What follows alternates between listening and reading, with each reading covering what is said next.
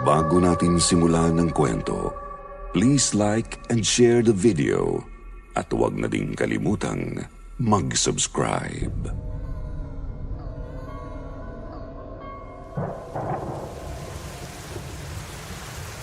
Bakit kayo May oras pa ba kayo sa akin?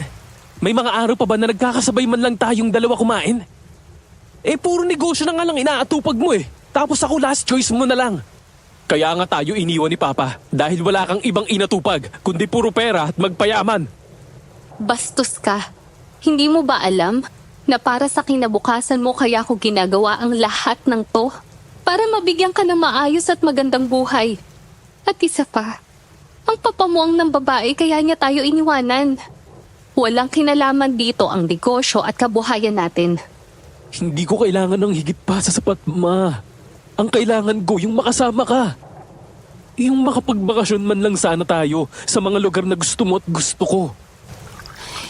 Alam mong wala akong panahon sa mga ganyan, Leonard. Kung gusto mo, ikaw na lang mag-isa. O kaya isama mo yung kaibigan mo si Sheena. As usual, palagi naman ganyan ang mga sinasabi mo Walang time, walang panahon. Alright, siguro nga mas maganda kung hanapin ko ng mag-isa ang kasiyahan ko kaysa sumama sa kagaya mong sumasamba sa piso. Dear Sir Jupiter, magandang araw po sa inyo at sa mga masugid na tagapakinig ng inyong YouTube channel. Itago niyo na lamang po ako sa pangalang Sheena, taga Angeles, Pampanga. Isa po akong writer by choice at bilang parte ng aking trabaho, naging hilig ko na ang pagta-travel at pagbabakasyon sa iba't ibang lugar dito sa Pilipinas. Sa paraan na yun kasi, nagkakaroon ako ng sapat na ideya para sa mga bago kong isusulat na istorya. Ang ibabahagi kong nakakatakot na karanasan ay nangyari noong ako ay 22 years old pa lamang. Mayroon akong matalik na kaibigan na itatago ko na lamang din sa pangalang Leonard.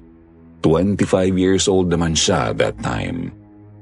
Matagal ko nang kinukulit ang aking kaibigan na sumama sa akin mag-travel para na rin makapag-relax siya at makapagpahinga muna sa kanyang trabaho. Isang freelance graphic artist si Leonard. Kaya naman kahit nasaan siya ay nakakapagtrabaho pa rin siya basta't mayroon lamang internet connection. At isang araw nga. Mabuti naman at pumayag kang samahan ako, Leonard. Huwag kang mag-alala. 1 week lang talaga tayo doon. Tsaka okay na din yun. Para makapagpahinga ka muna dyan sa trabaho mo kahit papano. Sus, okay lang din naman. Napag-isipan ko din naman na to. Paano ba naman kasi si Mama? Palagi na lang din wala sa bahay. Kaya mas mabuti pa na magliwaliw na lang muna ako. Ewan ko ba kasi dyan sa mama mo? Hindi naman kayo kinakapos sa pera. Nabibili nyo naman ang mga pangangailangan nyo. Pero bakit parang kulang pa rin? Sana lang, bago dumating yung araw na sumuko na yung katawan niya dahil sa pagod, magkaroon muna siya ng panahon sa akin bilang anak niya. Nag-iisa na nga lang ako. Hindi pa niya mabigyan ng oras. Naiintindihan kita, Leonard. Kaya nga, sabi ko sa'yo, deserve mong magbakasyon.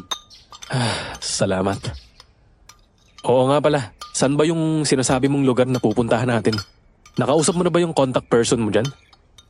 Of course! All set na yon. Tayo na lang ang hinihintay. Tsaka nakapagbayad na din ako ng down payment para sa 1 week stay natin. At yung place. Oh my gosh. Gustong gusto ko kasi napaka-nostalgic. Nakita ko sa picture yung bahay. It's a 2-story rest house. Tapos may old era vibe, which I really like. For sure, marami akong makukuhang idea para dun sa mga new stories ko. Teka, paano mo naman nalaman yan? I mean, may nag-refer ba sa'yo? Sabihin mo lang kung may kailangan akong idagdag sa expenses para makapag-transfer ako ng funds sa account mo. May nag-post lang sa social media. Then nung kinausap ko yung nag-post, nagkasundo naman kami sa lahat, kaya ginrab ko na. That's cool. Pero teka, hindi mo pa sinasagot yung tanong ko kanina kung saang lugar yan. Oo nga pala. Sa Antique. Sa may San Ramillo. Antique? Teka, di ba maraming aswang dyan? Marami akong naririnig na kwento tungkol dyan eh. Seryoso ka ba dyan, Leonard? Nagpapaniwala ka sa ganyan? Sa panahon ngayon, parang hindi nakapanipaniwala yan. Hindi naman sa hindi naniniwala. Maganda na yung nag-iingat. Alalahanin mo, wala tayong kamag-anak na pwedeng tumulong sa atin doon. Ikalma mo yung utak mo, Leonard. Walang ganon, okay?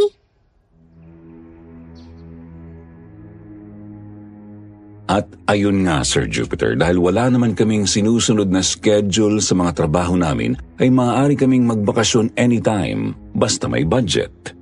Bagamat nag-aalangan si Leonard, ay pumayag na din siyang sumama. Wala na rin naman kasi siyang choice dahil naka-oo na siya sa akin. After 2 days nga ay bumiyahe na kami. Katakot-takot na oras ang ginugol namin para marating ang lugar na pagbabakasyonan namin. Halos inabot ng 24 oras bago namin narating ang bayan ng Antique. At mula nga doon ay kinailangan pa naming sumakay ng habal-habal para marating ang mismong baryo kung saan naroon ang rest house, ang baryo ng San Remigio. Teka, sigurado ka ba na dito yun, Sheena? Parang dulo ng mundo na yata to. Oo, sigurado ako na nandito tayo sa location. Kailangan na lang siguro nating ipagtanong kung nasaan yung mismong rest house.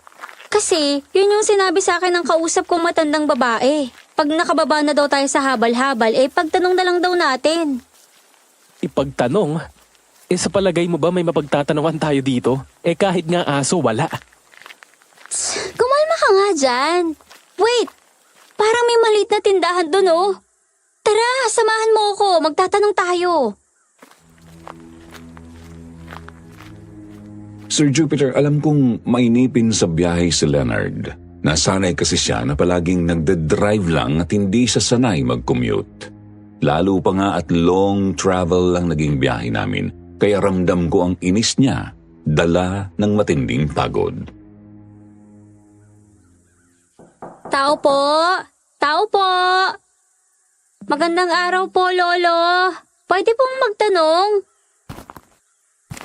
Magandang araw naman sa inyo. Ano bang may paglilingkod ko? Lolo. Bakasyonista po kasi kami ng kasama ko. Siya po pala si Leonard. Kaibigan ko po. May hinahanap lang po kasi kaming bahay. Alam niyo po ba kung saan yung La Estrella compound? Anong kailangan ninyo sa lugar na yan? Sinong nagpapunta sa inyo? Sorry po, sisingit na ako sa usapan. Yan po kasi yung nahanap naming lugar para magbakasyon ng 1 linggo. Nakapagbayad na po kasi itong kasama ko. Nakausap na din niya yung caretaker Ay, ganun ba? Bueno, ayaw ko namang pakialaman ng bakasyon ninyo mga anak. Pero ang pagkakaalam ko ay matagal nang walang tao ang resos na yan. Napakatagal ng panahon. Ang tanging alam ko lang palaging nandyan yung 2 matanda na mag-asawa. Pero umuuwi din sa bahay nila sa kabilang iskinita tuwing gabi. Ganun po ba? Opo, alam naman po namin yun. Nasabi nga po nung nakausap ko doon na matagal nang bakante yung lugar. Pero araw-araw naman po na may tao. Ano po yung paninda nyo, Lolo? Bakit nakalagay sa bote at may mga malilit na parang mga libro? Ay, mga langis at anting-anting yan anak. Pangontra sa mga aswang. O siya, sige. Kung talagang nais niyong marating ang lumang resos na yan, ay tuturo ko sa inyo kung paano ninyo mararating yan. Ayun, maraming salamat po, Lo. Ano po palang pangalan nyo? Lolo Tonyo. Tawagin niyo na lang akong Lolo Tonyo. Dito na ako ipinanganak at lumaki.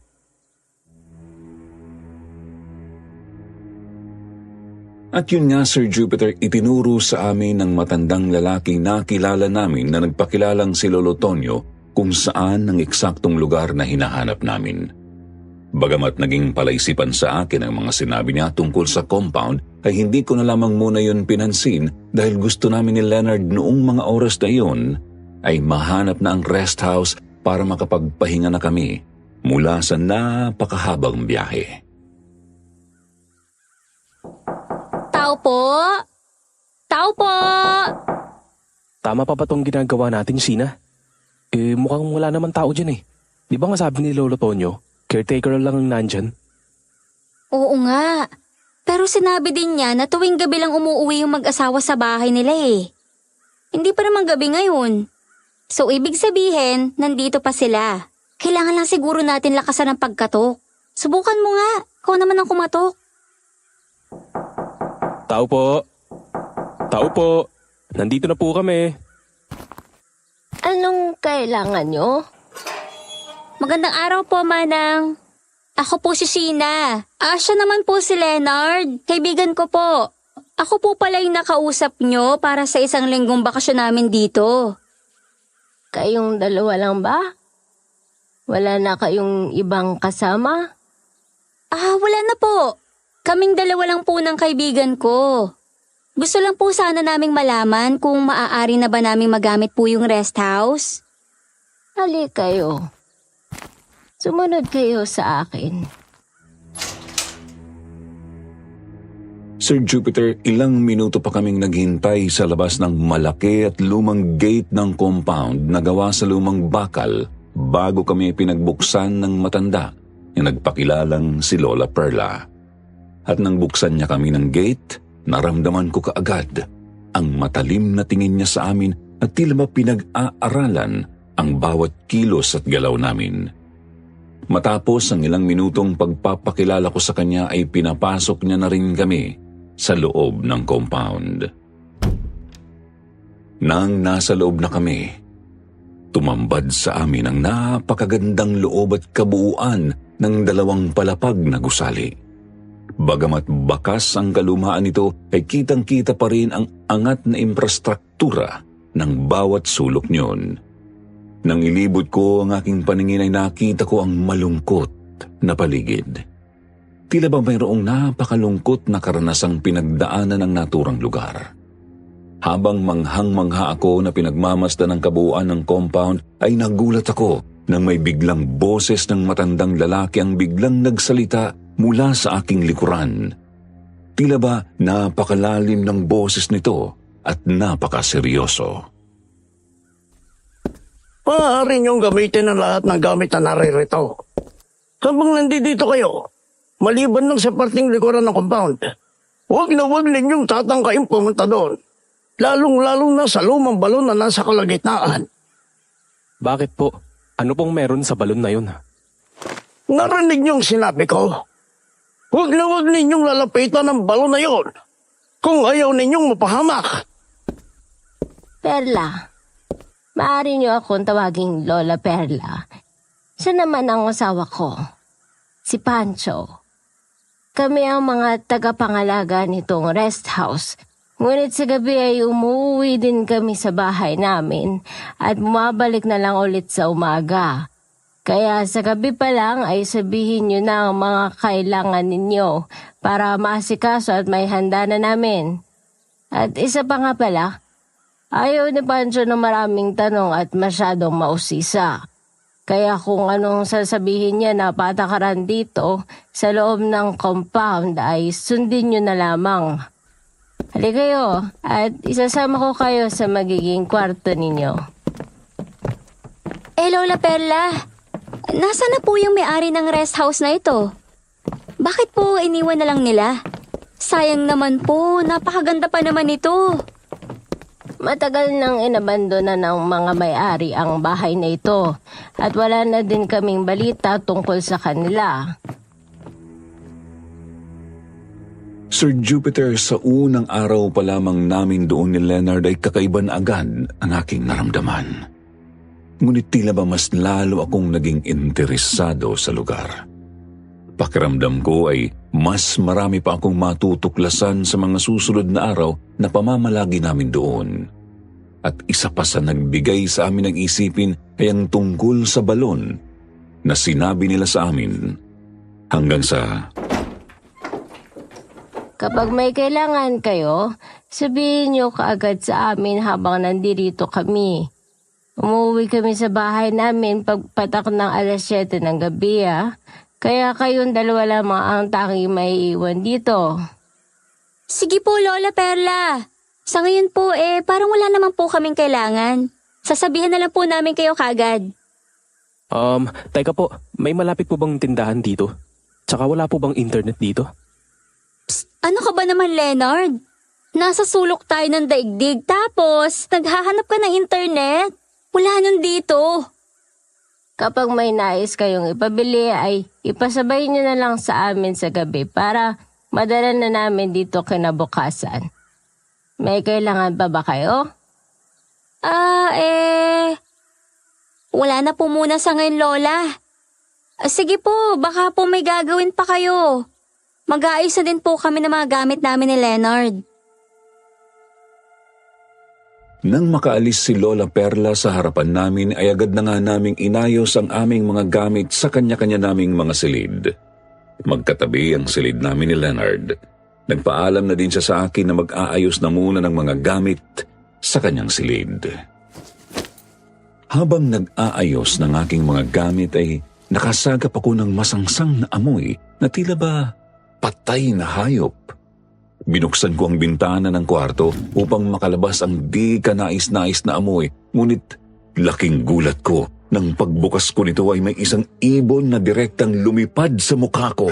Sa labis na gulat ay napasigaw ako at nawalan ng balanse na nagpabagsak sa akin paupo sa sahig. Sheena, okay ka lang ba? Anong nangyari? Bakit nakaupo ka dyan sa sahig? May malaking ibon. Biglang pumasok sa bintana ko. Nagulat nga ako kasi lumipad diretso sa mukha ko eh. Ayos ka lang ba? Tumayo ka nga muna. Baka mga ligaw na ibon lang yun. Pagkakaalam ko, maraming ganyan sa probinsya. Okay lang naman ako. Salamat. Teka, hindi ka ba nagugutom? Wala pa tayong nabiling pagkain para lutuin. Hindi pa naman. Kaya lang sigurado mamayang gabi bago matulog gugutumin na tayo nito. May mga dala naman tayong instant noodles sa Tweetbird dyan, di ba? Yun na lang muna siguro. Sige. Bukas ay magpapasabay ako sa palengke kay Lola Perla ng mga pagkain na lulutuin natin for 1 week. Ilagay na lang natin sa rep na nasa baba. Cool! So paano? Ayos ka na ba dito? Babalik na ako sa kwarto ko para makapag-ayos na din ako ng mga gamit ko. Oo, ayos na ako dito. Nagulat lang ako kanina sa ibon, pero okay na ako. Teka, ano palang plano natin bukas? Hindi ba tayo mag-iikot-ikot dito sa lugar? Wala pa akong maisip eh. Siguro bukas na lang natin pagplanuhan. Sa ngayon, kailangan muna natin magpahinga. Ang sakit na ng katawan ko eh. Alright then, pag-usapan natin bukas.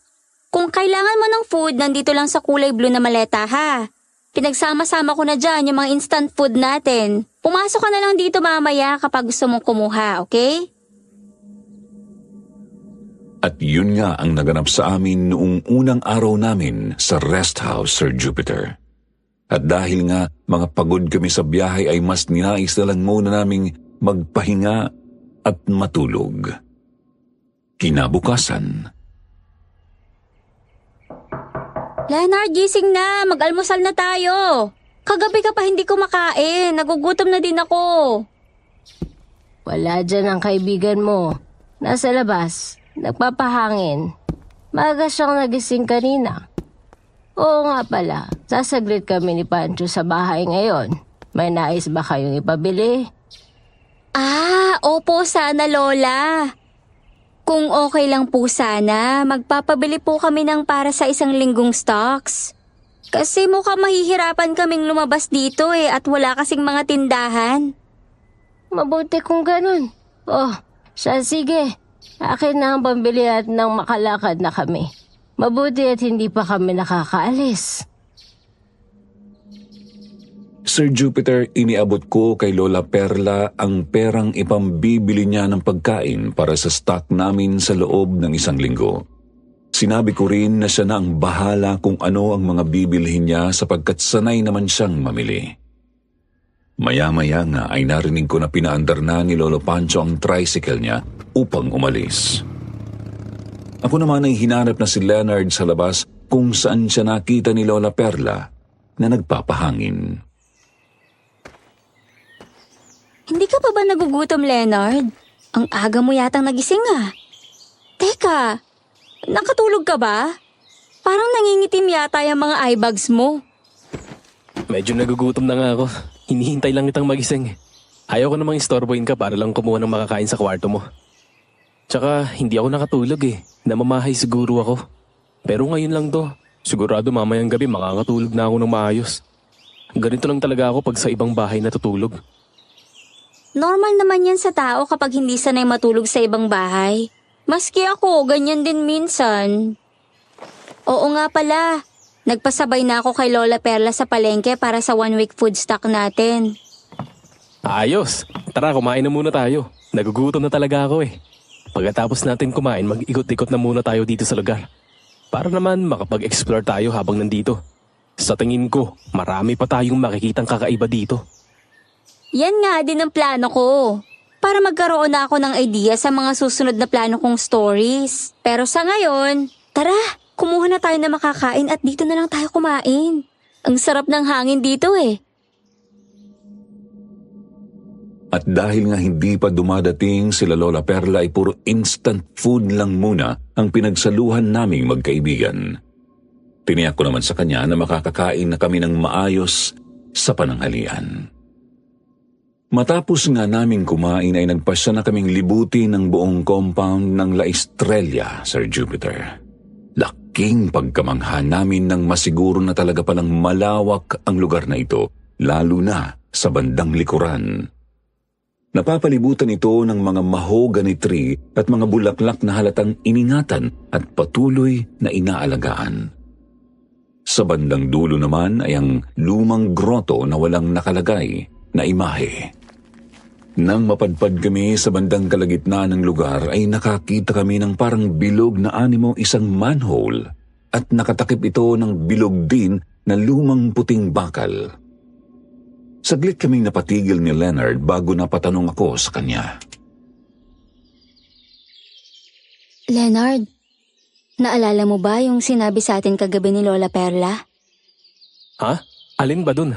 Eh ang dami niyang sinabi sa atin eh. Sira, yung tungkol sa balon. Yung nasa gitna daw ng compound. Hindi kaya ito na yun? Teka, hindi ba yan yung sinabi niya na wag daw nating pupuntahan kung ayaw nating mapahamak? Ano kayang meron sa balon na yan? Kaya nga titingnan natin para malaman. Sisilipin lang natin sandali. Teka, Sheena. Mukhang may naririnig akong tunog ng tricycle. Oo nga, nandiyan na si Lola Perla. Tara, bumalik na tayo sa loob. Bilisan mo. At dahil nga sa labis na tahimik at malawak ang lugar at paligid ay dinig na dinig kaagad namin ni Leonard ang paparating na sina Lola Perla at Lolo Pancho, lulan ng tricycle nila. Kaya naman agad kaming bumalik sa loob ng kabahayan sa bandang sulok noon upang hindi sila makahalata na nagpunta kami sa balon na ipinagbabawal nilang puntahan namin. Kamunti ka na tayo dun ah. Buti na lang narinig mo agad ang tricycle ni Lolo Pancho. Kaya nga eh. Pero sa totoo lang, curious rin talaga akong malaman kung ano bang meron sa balon na yun.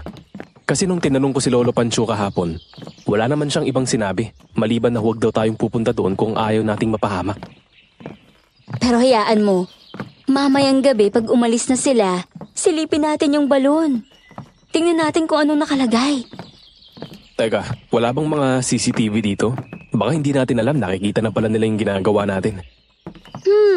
Sa tingin ko naman wala. Wala nga internet, di ba? CCTV pa kaya? Sa bagay. Saka kung meron man, di mas maganda. Kasi kung anumang masamang mangyari sa atin dito, at least may ebidensya. Ano na naman ba yung sinasabi mo? Puro kakanagahan. O siya, diyan ka na muna nang maiayos ko na yung mga pinamili ni Lola Perla. Nagtungo na nga ako sa kusina upang ayusin na ang mga ipinamili ni Lola Perla at mailagay ito sa fridge na naroon. Nang matapos na ako ay naganda na din ako ng mailuluto para sa aming pananghalian. Si Lola Perla at Lolo Pancho naman ay nakita ko na nakabantay lamang sa bakuran at paminsan-minsan ay nag-iikot-ikot din sila doon. Ngunit ang madalas nilang tingnan ay ang gitnang bahagi ng compound kung saan naroon ang balon. Si Leonard naman sa mga oras na yon ay nalilibang sa pagkukuha ng mga litrato para sa gagawin niyang client project. Mahilig din kasi si Leonard sa mga nostalgic at mga old vibe na tanawin. Kaya naman unti-unti na niyang na-enjoy ang bakasyon namin sa ikalawang araw. Kinagabihan, habang nagpapahinga kami ni Leonard sa veranda sa labas ng bahay at nagkakape, ay naisipan ni Leonard na tingnan ang mga larawan na kanyang nakuhanan kanina. Nang biglang,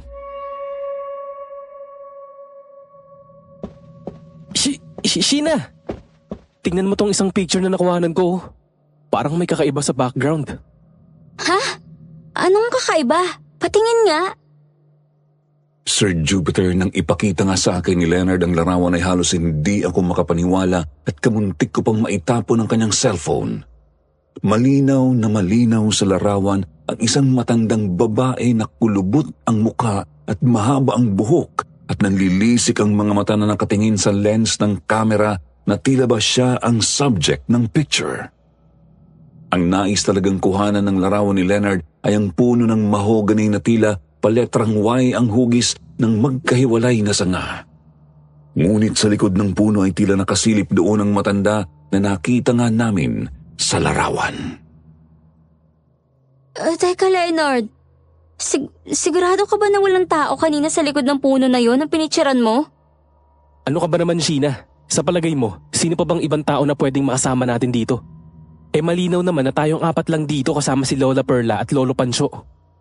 Yun na nga. Pero hindi naman si Lola Perla yung nasa picture eh. At mas lalong hindi yan si Lolo Pancho kasi babae yan. May nabasa akong isang libro tungkol sa mga aswang. Yung mga aswang at multo daw. Kusa silang nagpapakita sa flash ng camera kahit hindi nila sinasadya. Aswang agad, multo agad? Hindi ba pwedeng discrepancy lang sa image or baka naman pixelated lang? Sheena, paano mo masasabing pixelated yan ang linaw-linaw ng pagkakakuha? Bawat anggulo nakadetalye. Matagal na akong kumukuha ng iba't ibang larawan. At bilang isang graphic artist, alam ko ang bawat anggulo ng imahe sa loob ng larawan kung totoo man o inedit. At base sa pagkakakita sa picture na to wala namang artifacts at distortion. Ewan ko, Leonard. Hindi ko rin alam. Wag na nga muna natin intindihin yan. Basta ang alam ko sa ngayon, na-e-enjoy kong environment dito. Presko ang paligid at napaka-relaxing. Ikaw, nag-e-enjoy ka ba? Oo naman. May mga nakikita pa akong mga parte sa compound na hindi ko pa nakukuhanan ng shots. Baka bukas ko na ulit magawa para maliwanag. Sir Jupiter, sa pagkakakita sa larawan na yon ay labis talaga ang kilabot at kaba na aking naramdaman. Ngunit hindi ko na lamang yun ipinahalata kay Leonard, sa halip ay iniba ko na lang ang usapan. At dahil nga nalibang naman si Leonard sa ibang usapan namin, ay tila nawala na din sa isip niya ang tungkol sa larawan. Nasa ganoon kaming pag-uusap nang biglang sumulpot sa likuran namin ng 2 matanda upang magpaalam na uuwi na daw sila sapagkat malapit ng mag-alas 7 ng gabi. Wala ba kayong ipapasabay sa labas? Baka bubuti kung sa amin na lang ninyo iutos para maihatid namin sa inyo pagbalik namin dito bukas na umaga. Delikado sa labas kapag 10 oras na ng gabi. Wala po, Lola. Maraming salamat po sa inyo. Mag-iingat po kayo sa pag-uwi. Magkita-kita po ulit tayo bukas pagbalik niyo po. Basta wag ninyong kalimutan ang habilin namin sa inyo. Huwag na huwag ninyong tatangkain na lumapit sa balon na nasa gitna ng compound sa bandang likuran. Kapag ginawa niyo yun, ay parang kinitil niyo na din ang buhay ninyo. Huwag po kayo mag-alala. Susundin po namin ang mga sinabi niyo para sa kaligtasan ng buhay namin. Matapos nga ng usapan namin na yon ay agad nang tumalikod ang 2 matanda at tinungo na ang labas upang sumakay sa kanilang tricycle.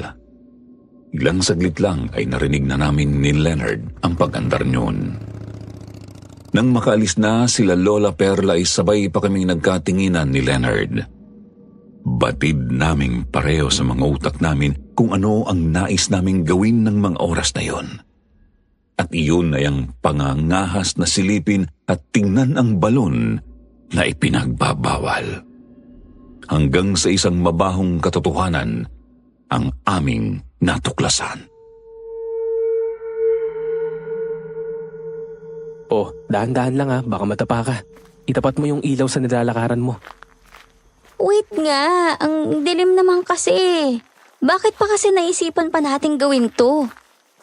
Eh di ba nga sabi mo gusto mo din malaman kung anong meron sa balon na yan? Kung bakit ipinagbabawal nila? Leonard, ayan na yata, malapit na tayo. Naiilawan ko na yung takip. O paano? Nandito na tayo. Bubuksan ba natin tong takip? Natural. Paano natin makikita kung anong nasa loob niyan kung hindi mo bubuksan? Oh, hawakan mo yung cellphone ko. Ilawan mo ako habang binubuksan ko yung takip ha. Akin na. Mag-iingat ka. Dahan-dahan lang. Ouch! Grabe ang bigat. Hindi ata to kayang buksan ng isang tao lang. Tulungan mo kaya ako? Sira? Eh paano tong ilaw? Sinong hahawak? Akin na. Kakagatin ko sa bibig ko yung cellphone habang nakatutok dito yung ilaw. Ayan, sige. Sabihin mo kapag iaangat na natin ha. O sige. 1, 2, 3, angat! Sir Jupiter, aaminin namin na naging mapangahas kami ni Leonard sa ginawa namin na yun. At tila lumagpas kami sa alituntunin na sinabi sa amin ng dalawang matanda. Ngunit ang pagiging pangahas namin na iyon ay nagbigay sa amin ng pagtuklas tungkol sa lihim ng balon na iyon. Pagkabukas namin ng takip niyon ay agad na umalingasaw ang nakakasuka at kaduwal-duwal na masangsang na amoy. Bumagsak sa lupa ang cellphone ni Leonard sapagkat nabitawan ito ng kanyang bibig nang siya ay sumuka. Kapwa kami napasalampak sa lupa. Ako naman ay walang tigil din ng pagduwal habang naluluha na. Nabitiwan naming pareho ang mabigat na takip ng balon at nailapag iyon sa gilid. Nang hindi na namin kinaya ang labis na mabahong amoy ay nagpasya na kaming tumakbo palayo. Kinapaka pa ni Leonard ang kanyang cellphone upang mailawan ang aming nilalakaran hanggang sa narating namin ang loob ng kabahayan. Ayos ka lang ba, Sheena? Okay lang naman. Sumakit lang yung ulo at sigmura ko sa sobrang baho at pagsusuka. Grabe. Nailawan mo ba kung anong nasa loob ng balon? Hindi nga eh. Nabitawan ng bibig ko yung cellphone ko, kaya hindi ko na nailawan yung loob. Bakit kaya ganun yun kabaho? Ano kaya ang laman nun? Ewan ko ba? Basta, ayoko nang bumalik pa ulit sa balon na yun. Parang mamamatay ako kapag naamoy ko ulit. Maalala ko lang yung sangsang eh. Parang masusuka na ako. Pero Sheena, naalala ko nga pala. Hindi nga pala natin naibalik yung takip nun. Hindi kaya mahalata ni Lola Pearl at Lolo Panshu yun? Yun nga din inaalala ko eh. Doon pa naman sila madalas magpahinga kapag nandito sila sa compound. Sigurado bukas makikita nila yun. Lagot tayo. Teka, parang may naisip akong paraan. Bukas utusan mo si Lola na bumili sa bayan. Magandang idea yan. Pero, ano naman kaya yung papabili ko sa kanila? Eh pagkakaalam nila, nandito na lahat ng pangangailangan natin. Kahit ano, personal na gamit or pads ka mo. Sabihin mo bigla kang dinalo ng period mo at wala kang baon na pads. Ganon. Sige, susubukan ko. Sana pumayag sila. Kinakabahan ako, Leonard. Ano ka ba? Huwag kang kabahan. Basta sundin mo lang yung sinabi ko sa'yo. Tapos habang wala sila, pupunta ako sa balon para isarado yon. Tapos ikaw dito ka lang sa bahay. Para kung sakali mang dumating sila agad, hindi sila mag-iisip ng kung ano-ano. Pwede mong sabihin na nagpapahangin lang ako sa labas. Sigurado ka ba sa gagawin natin na to, Leonard? Bakit pa kasi sinubukan nating buksan ang balon na yun eh? Wala naman pala tayong mapapala. Kung alam ko lang na ganun, nagsulat na lang sana ako ng new chapter ng story ko. Trust me, Sheena. Hindi na din ako interesado sa kung ano man ang laman ng balon na yun. Ang mahalaga ay hindi nila malaman na tinangka nating tingnan yun. Sana nga maging matagumpay ang gagawin nating plano. Sir Jupiter, dahil sa labis na takot at pagmamadali namin ni Leonard na umalis sa balon na sobrang baho ay hindi na nga namin nagawa pang maisarado yun. Halos mahimatay kami dahil hindi namin kinakaya ang amoy na nagmumula doon. Napakabaho, Sir Jupiter. Tila nabubulok na pinaghalo-halong patay na hayop. At kinabukasan nga pagbalik doon nila Lola Perla ay sinamulan ko ng gawin ang plano namin ni Leonard. Magandang umaga po, Lola Perla. Itatanong ko lang po sana kung magpupunta po kayo ngayon sa bayan. Kung may pabibili kayo, maaari naming sadyain ni Pancho. Bakit? May ipabibili nga ba kayo? Opo, sana Lola. Kasi inabot po ako ng buwan ng dalaw eh. Tapos nakalimutan ko po magbaon ng pads. Baka po pwedeng makisuyo. Bilang dalaga, dapat ay hindi mo kinakalimutang magdala palagi ng ganoon. Lalo pa kung babiyahe ka sa malayo. Kagaya ngayon, nasa liblib na lugar tayo. Pero sige, ibigay mo sa akin ang pambili at sasaglitin namin maya-maya ni Pancho ang talipapa. Naku Lola, maraming salamat po. Pasensya na po ha. Nakalimutan ko lang po kasing magdala. Sir Jupiter, naging epektibo ang unang hakbang na ginawa namin ni Leonard. Naging makatotohanan ang dating nito para sa matandang si Lola Perla. Sa totoo lang, Sir Jupiter, hindi naman totoo na hindi ako nakapagdala ng pads nung time na yon. Siyempre bilang babae, hindi ko yun nakakalimutang dalhin, lalo pa nga kung sa malayo ako bumibiyahe. Ginawa lang namin yun ni Leonard bilang parte ng aming plano. Ang akala namin, Sir Jupiter, ay lubos na magtatagumpay na kami sa mga planong iyon. Subalit isang pangyayari ang nagpabago ng lahat sa sitwasyon. Nakalis na si Lola Perla, Leonard. Anong plano? Dito ka lang, Sheena. Ako na lang mag-isa pupunta doon. Silipin mo lang ako sa bintana sa itaas ng kwarto mo. Tapos kapag nandiyan na sila, senyasan mo lang ako agad, okay? Mag-iingat ka, Leonard. Kung tutuusin, hindi mo naman kailangang gawin pa yan eh.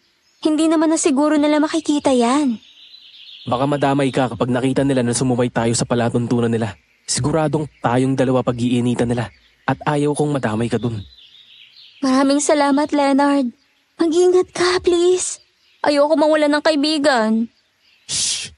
Ano bang mawawala ang sinasabi mo? Ibabalik ko lang yung takip ng balon para makampante yung isip at kalooban natin. Walang mawawala, okay? Babalikan kita. Sige na. Kumilos ka na bago pa makabalik si na Lola Perla. Sir Jupiter, dali-daling kumilos si Leonard para balikan ang balon at ayusin ang pagkakatakip noon. Ako naman ay umakyat na sa aking kwarto at sinilip ko siya sa bintana. Mula kasi sa bintana ay matatanaw mo sa malayo ang kalagitnaan ng compound kung saan nakapwesto ang lumang balon. Ilang minuto pang lumipas ay natanaw ko na nga si Leonard na unti-unti nang lumalapit sa balon. Nakita ko ang puting bakal na takip noon na naroon pa rin sa kinalalagyan nito kung saan namin iniwan kagabi. Nang malapit na si Leonard sa balon ay nakita ko ang dahan-dahan niyang mga hakbang. Biglang bumuhos ang malakas na ulan na sinabayan pa ng mga kulog at kidlat. Unti-unting nabasa si Leonard kasabay ng pagkabasa at pagdulas ng lupa na may mga damong maliliit. Nang hinawakan niya ang takip na bakal upang iurong sa pinakabungangan ng balon, ay kitang-kita ko ang pinakamasaklap na pangyayari na maaari kong makita sa buong buhay ko, Sir Jupiter. Si Leonard ang kusang dumulas at nahulog sa balon. At dahil ang balon na yon ay sinaunang gawa na ang disenyo ay pantay sa lupa ang bunganga, kaya nagdire-diretso doon si Leonard. Ang pinakamasakit pa sa nakita ko ay nang biglang tumakip sa bunganga ng balon ang bakal na takip nito na kagabi ay hirap na hirap naming buhatin. Nang makita ko ang pangyayari na yon, ay agad akong tumakbo palabas ng kwarto upang puntahan si Leonard na nahulog sa balon. Ngunit paglabas ko ng pintuan ay... Saan ka pupunta? Oo, hindi na kami tumuloy at nasiraan ng tricycle ni Pancho. Biglang huminto kaya itinulak na lamang namin hanggang makabalik dito. Isa pa ay biglang sumama rin ng panahon.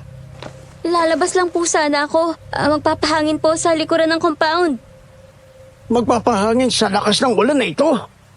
Mukhang hindi maganda ang panahon, Iha. Delikado sa labas at baka mabagsakan ka ng mga sanga ng punong kahoy. Hindi po. Mag-iingat po ako, pangako. Sandali lang po ako sa labas. Yun na ang huling salita na narinig ko, Sir Jupiter, bago ko maramdaman ang isang matulis na tila karayom na tumusok sa aking balikat. Tinurukan pala ako ni Lolo Pancho ng pampatulog na nagpawala sa akin ng malay. Madilim na nang ako ay magising. Tila hinang-hina ako at uhaw na uhaw. Hindi ko kayang igalaw ang aking buong katawan. Pakiramdam ko ay manhid ang aking mga hita hanggang sa aking mga paa. Ang akala ko noon ay paralisado na ang aking katawan. Nakahiga ako sa loob ng kama sa kwarto. Nang marinig kong bumukas ang pinto at pumasok si Lola Perla, nakita kong may dala siyang tray ng pagkain. Gising ka na pala. Oh, eto. Kumain ka muna. Sigurado akong gutom ka na. Hindi ako nagugutom. Ang gusto ko ay makita ang kaibigan ko. Pakiusap, dalhin niyo ako sa balon. Gusto ko siyang iligtas. Tulungan niyo akong makuha siya doon. Sir Jupiter, bagamat sa isip ko ay gusto kong kumain, hindi naman ako makagalaw ng maayos at tila nanlalambot ang aking mga tuhod. Kaya naman pinilit kong abutin ang tubig na iniwanan sa akin ni Lola Perla upang inumin yun. Sa labis na uhaw ko ay naubos ko ang laman ng malaking pitsel na sa tansya ko ay may laman na katumbas ng 4 na basong tubig. Nang maubos ang tubig ay nakaramdam ako ng paglakas ng aking katawan. Tiningnan ko ang pagkain na inihain sa akin ng matanda, ngunit nagkandasuka ako nang makita na tila bituka iyon ng tao at iba pang laman loob na hindi ko alam kung anong putahe. Hindi ko na maiwasan ang magsuka kaya agad kong kinuha ang maliit na basurahan sa loob ng kwarto at doon ay inalabas ko lahat. At dahil nga wala pang laman ng aking sikmura ay pawang mga tubig lamang ang aking isinuka. Matapos noon ay narinig kong nag-uusap sa labas ng pinto ng kwarto sila Lola Perla at Lolo Pancho at nagulantang ako sa kanilang mga sinabi. Pakainin mo ng maayos ang batang yan, Perla. Kailangan ay malusog at malaman siya sa araw ng ating pag-aalay sa kanya sa aking ina. Ayokong biguin ang pangako ko sa kanya na ibigay ang katawan ng babae niya. Huwag kang mag-alala, Pancho. Hindi natin bibiguin ang inay mo. Sa nalalapit na kaarawan niya ay makakatikim na siya ng dugo at puso ng isang birhen na siyang mas makakadagdag at makakapagpahaba ng kanyang buhay. Bantayan mo siyang maigi para hindi makatakas. Ngunit huwag mo siyang itatali upang hindi siya makahalata sa mga plano natin. Ako na ang bahala sa babaeng ito. Sige na, oras na para pakainin mo ang iyong ina. Nasa likod ng bahay ang alay sa kanya ngayong gabi. Sir Jupiter, napakalinaw sa aking pandinig ang kanilang napag-usapan. Alam kong ako ang dalagang birhin na tinutukoy nila sa usapan sapagkat ako lamang naman ang babae na kasama nila sa compound. Nang marinig yun ay nakaramdam ako ng labis na kilabot at takot, Sir Jupiter. Naisip ko na baka yun na ang katapusan ng aking buhay. Habang nasa malalim akong pag-iisip ay nakarinig ako ng pag-iyak ng isang babae na tila nagmamakaawa at umiiyak. Pinakiramdaman kong mabuti kung saan nagmumula ang tinig na yon at nang mapagtanto ko kung saan yun nanggagaling ay sumilip ako sa bintana. At mula sa maliit na awang ng bintana ay tanaw na tanaw ko mula sa liwanag ng buwan ang isang babae na nakatali ang mga paa at kamay at hila-hila ng isang matandang lalaki. Hindi ako maaari magkamali. Ang matanda na iyon ay walang iba kundi si Lolo Pancho. Matapos noon ay nakita ko na dinala ni Lolo Pancho ang babae sa gilid ng balon at kitang-kita ko na tila unti-unting bumubukas ang takip ng balon na parabang may tumutulak sa ilalim noon para mabuksan. Nang tuluyan itong bumukas ay lumabas doon ang kakaibang nilalang na noon ko lamang nakita sa buong buhay ko. Ang mukha nito ay wangis ng mukha ng isang lobo na galit Mayroon din itong pakpak sa magkabilang bahagi ng tagiliran at ang mga pangil nitong matatalas ay nagngangalit. Ang ibabang bahagi ng katawan nito ay gaya ng sa isang palaka. Ang balat niya ay tila na aagnas na balat ng buaya. Hindi ko maintindihan kung anong klaseng nilalang yun, ngunit isa lang ang nasisiguro ko. Isa itong lahi ng mga aswang. Alay ko sa iyo ang babaeng iyan, inay.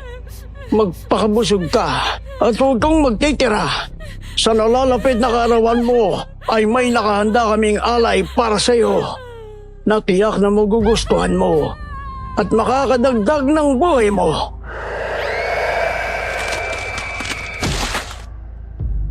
Sir Jupiter, grabe ang hilakbot ko ng mga oras na yon.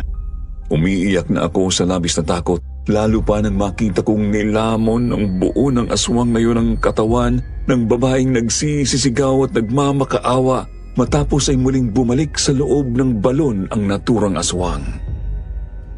Nakita ko din na agad yung tinakpan ni Lolo Pancho nang wala man lang kahirap-hirap.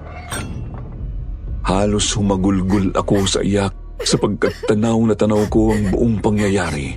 Ngunit pinigilan kong lakasan ang aking boses sapagkat baka marinig ako ng mga matatanda. At dahil hindi ko na kinaya ang aking nakikita ay muli na akong bumalik sa kama at naupo sa gilid noon. Kailangan ko magplano. Kailangan kong makatakas. Dahil kung hindi, ay baka matuloy ang plano nila na ipakain ako sa aswang na nanay pala ni Lolo Pancho. Pero paano ang kaibigan ko si Leonard?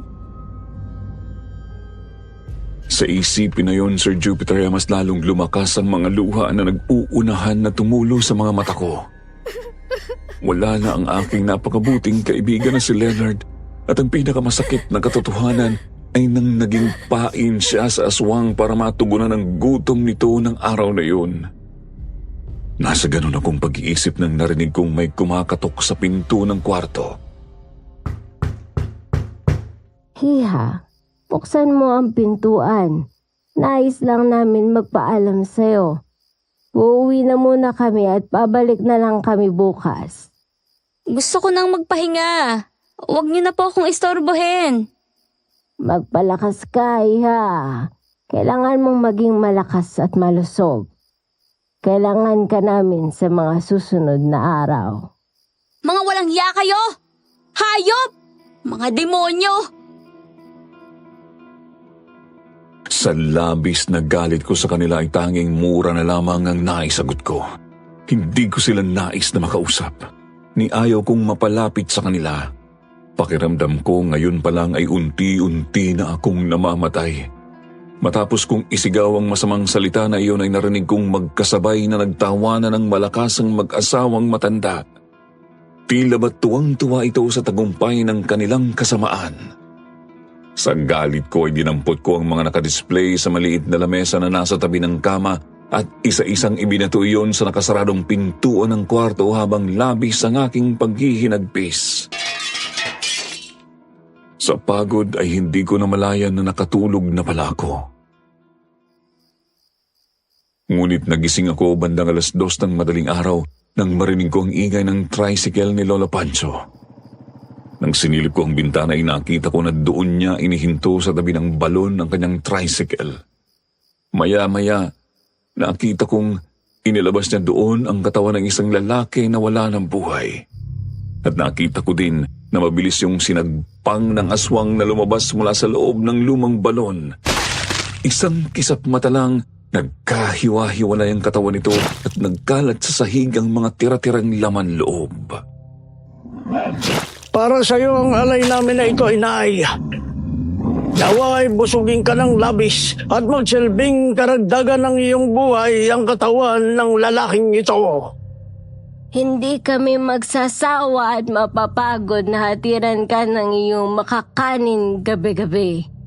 Iyan na lamang ang tanging magagawa namin upang hindi mo maisalin sa amin ng iyong pagiging aswang.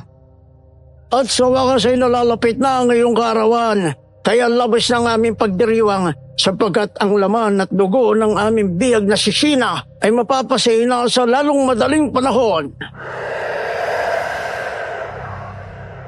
Sir Jupiter, ang mga kataga at salitang yun ang paulit-ulit na umaalingaw-ngaw sa aking pandinig. Halos mawalan ako ng ulirat dahil sa labis na kaba at pangamba habang isa-isang pinakikinggan ang bawat salita na iyon. Isa na namang bagong katotohanan ang aking natuklasan. Hindi pala totoong umuwi sa bahay ang mag-asawa, kundi ay gabi-gabi pala silang humahanap ng mga tao upang ialay at ipakain sa aswang na nanay ni Lolo Pancho. Muli naman akong napaiyak at napasandal sa aparador na gawa sa kahoy nang biglang tumunog ang aking cellphone. At dahil madaling araw ng mga oras na iyon, kahit papaano, maswerteng nakasagap ako ng signal. Nabasa kong may tumatawag sa akin. Phone call yun mula sa hindi ko kilalang tao sapagkat hindi nakarecord ang number nito sa cellphone ko. Hello? Sino po sila? Hello, Sheena. Si Tita Adora mo ito. Nakuha ko ang contact number mo sa kapatid mo si Shirley. Pasensya na sa abala, pero may itatanong lang sana ako. Sige po, tita. Ano po ba yon? Alam kong ikaw lang ang madalas na kasama ng anak kong si Leonard. Alam mo ba kung nasaan siya? Kasama mo pa siya, Sheena. Ilang araw na kasi akong nag-aalala eh. Hindi na kasi siya nag-update simula nung umalis siya sa bahay. Matapos namin magkaroon ng pagtatalo. Pasensya na po, tita. Pero hindi ko po kasi siya kasama ngayon eh. Nung gabi po na namasyal kami, magkasama pa kami noon. Pero bigla po siyang nawala. Hindi ko nga din po alam kung saan siya nagpunta eh. Ang akala ko nga po, umuwi po dyan sa inyo. Ganun ba? Ilang araw na kasing walang balita sa amin. Alalang-alala na ako. Tinatawagan ko ang cellphone niya, pero palaging out of reach naman. Pasensya na po, tita ha. Makakaasa po kayo na kayo ang unang makakaalam kapag nakita ko po si Leonard.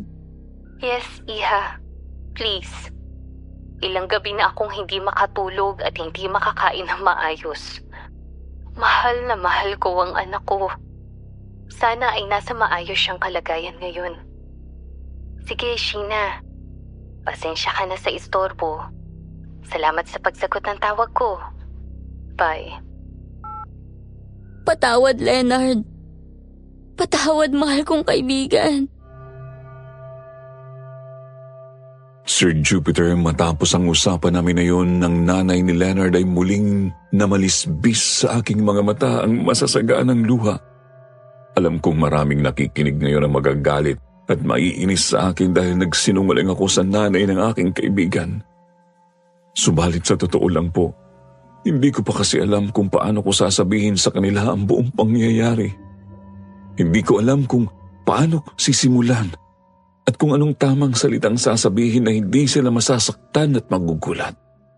At isa pa, nais ko pang mabigyan ng hustisya ang pagkawala ng aking kaibigan at nais kong gawin yon sa pamamagitan ng sarili kong paraan at pagkilos. Pakiramdam ko kasi ng mga panahon na yon ay kasalanan ko kung bakit napahamak si Leonard. Nasa ganoong pag-iisip ako nang biglang bumukas ang pintuan at iniluwa noon si Lolo Pancho. May dala itong tray ng lagayan ng mga pagkain. Mabilis ang naging pagkilos nito na agad inilapag sa maliit na lamesa ang dala nito bago walang salita na lumabas na uli. Ngunit bago pa siya makalabas sa pintuan ay galit na galit kong ibinato sa kanya ang mga nakakadiring pagkain na laman ng tray. Tumama yun sa likuran niya at nagkalat sa sahig. Ngunit tila asong ulol lamang na tumawa ng malakas ang matanda bago tuluyang lumabas at inilak ang pinto ng kwarto sa labas. Buksan niyo to! Huwag niyo akong ilak dito, mga hayop kayo! Pakawalan niyo ako dito! Mas magandang nandiyan ka lang, Iha. Para naman hindi ka maarawan at manatiling sariwa ang iyong katawan. Hindi mabuti sa ating katawan ang labis na araw. Mga demonyo! Kayo lang ang mga takot sa araw kasi mga aswang kayo. Mga halimaw kayo at wala kayong mga puso! Akala niyo ba, hindi ko narinig ang usapan niyo nung nakaraang gabi? Nagkakamali kayo dahil alam ko na mga plano niyo laban sa akin. Pwes, kung ganon, Magpapakamatay na lang ako kaysa hintayin kong kainin ako ng aswang na nanay mo.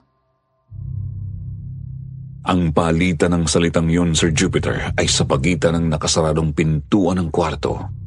Dahil labis na ang galit ko sa kanila, ay nailabas ko na ng gusto ang lahat ng gusto kong sabihin, maging ang narinig kong plano nila tungkol sa pag-aalay sa akin sa aswang na ina ni Lolo Pancho. Ngunit matapos kong sabihin ang mga salitang yon ay tila natahimik sila at binuksan ng pintuan at tila nag-aalalang nagsalita. Anong sinabi mo, Iha? Hindi ka pwedeng mamatay.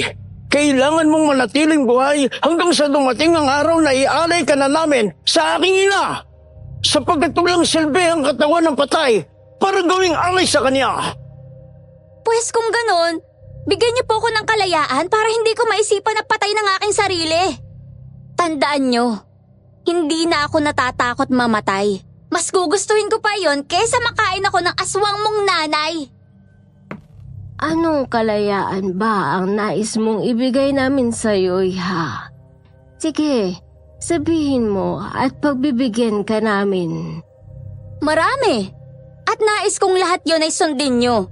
Kapag naibigay niyo ang kalayaan na hinihingi ko, kusa kong iaalay ang berhen na katawan at kaluluwa ko sa mismong kaarawan ng nanay mo. Sige, sabihin mo kung ano-ano ang kalayaan na nais mong ibigay namin sa'yo. Una, nais kong dalhin niyo ako sa balon at ipakita sa akin ang katawan ng aking kaibigan.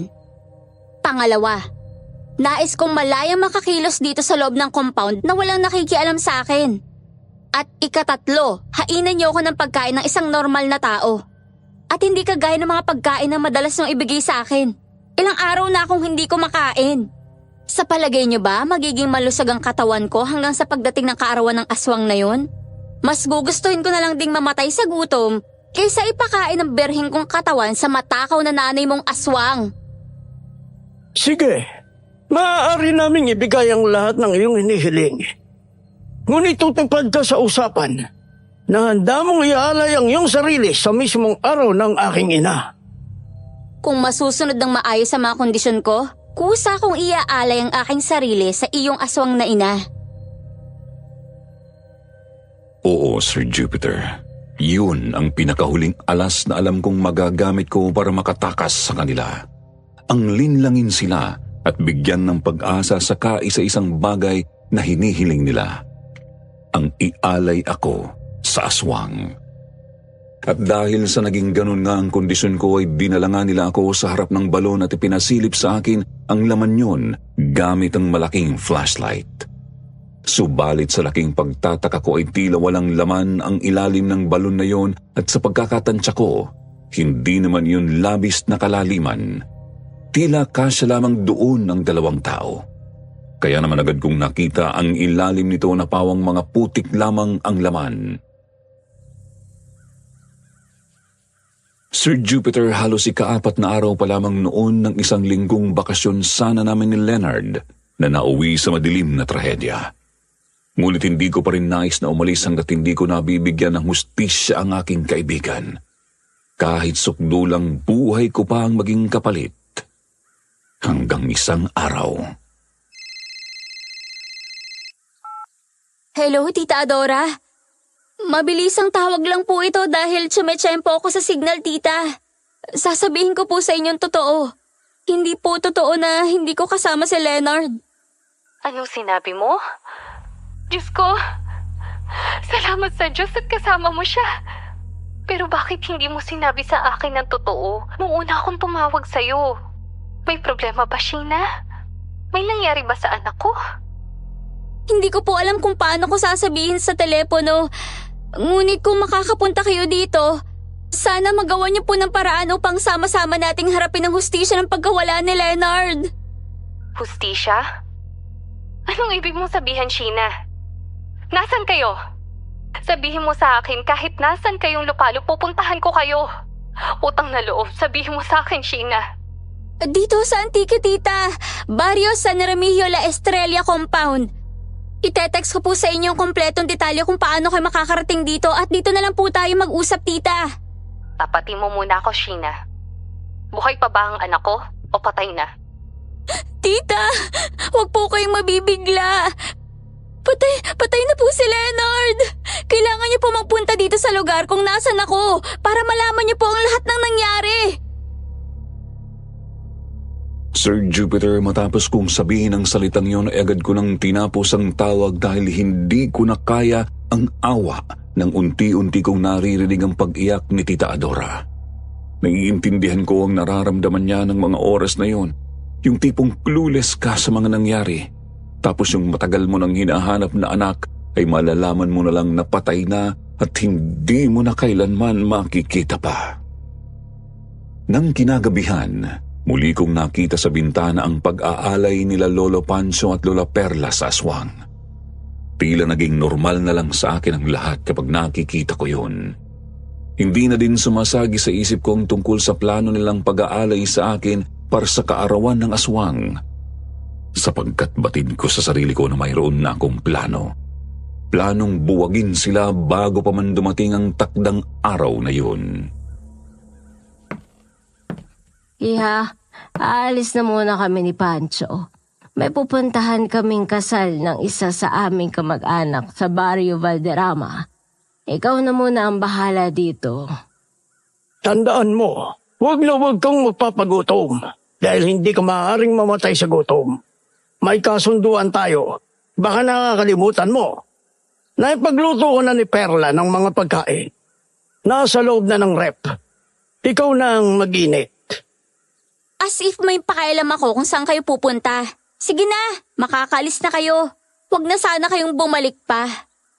Huwag mo kaming piliting gamitan ka ng dahas, babae. Baka nakakalimutan mo ang papel mo dito sa lugar na ito. Isa lamang kayong bakasyonista.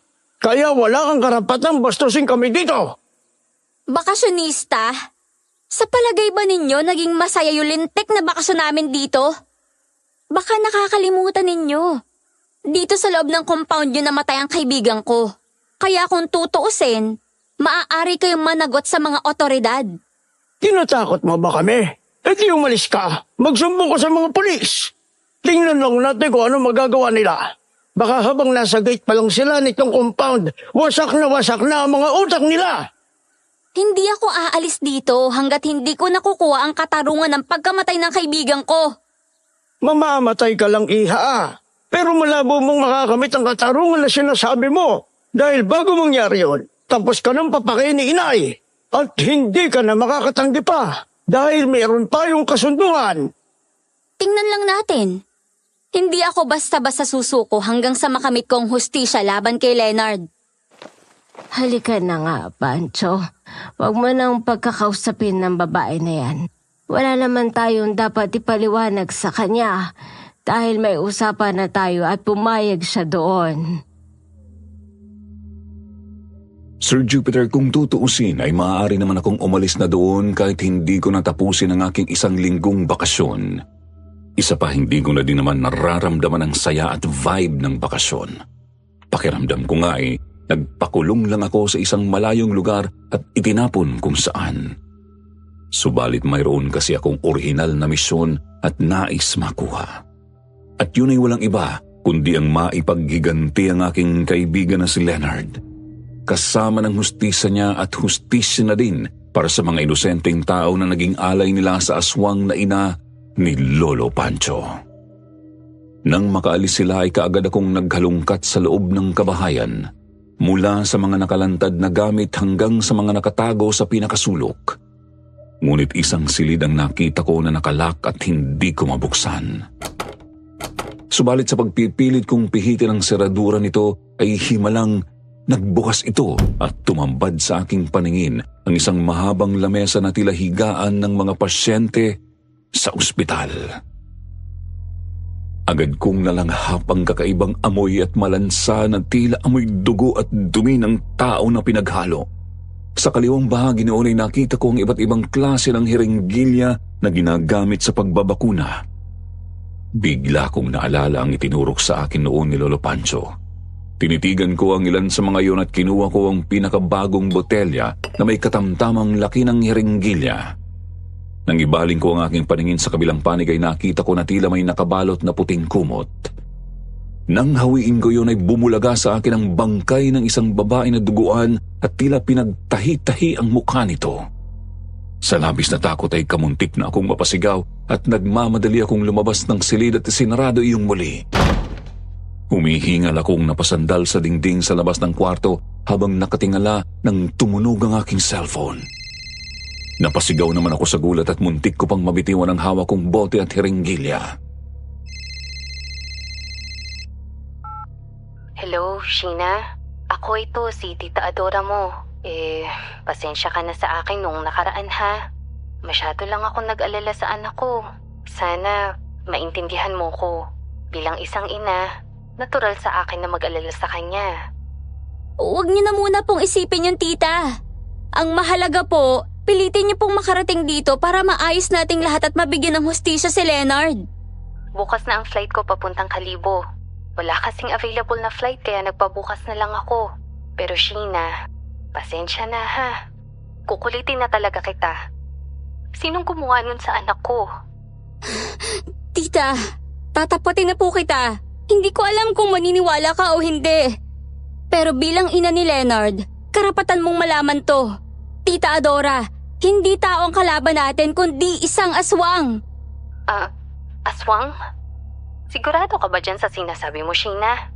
Parang ayaw kong maniwala. Pero sige, totally pupunta naman ako dyan. Diyan na lang nating pag-usapan. Sige po, tita. Mag-iingat po kayo. Kung may madadala kayong pangontra, dalhin niyo na lang din. Susubukan nating labanan ng aswang alang-alang sa kaibigan kong si Leonard at sa anak niyo na ginawa nilang pain. Sir Jupiter, matapos ang usapan namin na yun ni Tita Adora ay ramdam ko na buo na ang loob ko para isagawa ang aking plano. Ang planong humingi ng tulong kay Mang Tonyo na nagtitinda ng mga pangontra sa aswang. Ang matanda na pinagtanungan namin noon at nagturo sa amin kung saan ang La Estrella Compound. Matapos kong itago ang mga hiringgilya na isasama ko sa mga plano ko, ay mabilis ang aking pagkilos na lumabas ng gate ng compound at tinungo ang tindahan at bahay ni Mang Tonyo. Tao po, Mang Tonyo. Oh, Iya! Ikaw pala, anong may paglilingkod ko sa'yo? At teka, bakit parang wala kang kasama? Nasa na yung kaibigan mo? Si Leonard po. Wala na po siya. Iyon nga po ang gusto kong sabihin sa'yo, kaya po ako nagsadya dito. Saglit lang po ako dahil kailangan ko makabalik bago mag-alas 7 ng gabi. Mabuti po at naalala niyo ako. Inaasahan ko na talaga yan, Iya. At oo naman, naalala kita sapagkat kayo lang naman ang taong pinakahuling nagpunta dito. At ang lahat ng mga nagpupunta noon dyan sa compound na yan ay hindi na nakakalabas pa. Bakit ayaw mong umalis na lang gayong may pagkakataon ka pa? May mission po kasi ako na kailangan gawin. At sana, matulungan niyo po ako sa mission na yon. Sa tono ng iyong pananalita, ay parang alam ko na ang ibig mong sabihin. Iya, sabihin mo kung anong may paglilingkod ko. At ayun nga, Sir Jupiter. Sinabi ko at ikinwento ko kay Mang Tonyo ang buong nangyari mula noong pagdating namin ni Leonard sa compound hanggang sa nangyari na pagkahulog niya sa balon. At nang matapos kong magkwento sa kanya ay ako naman ang nagulat sa mga revelasyon na sinabi niya sa akin dahil...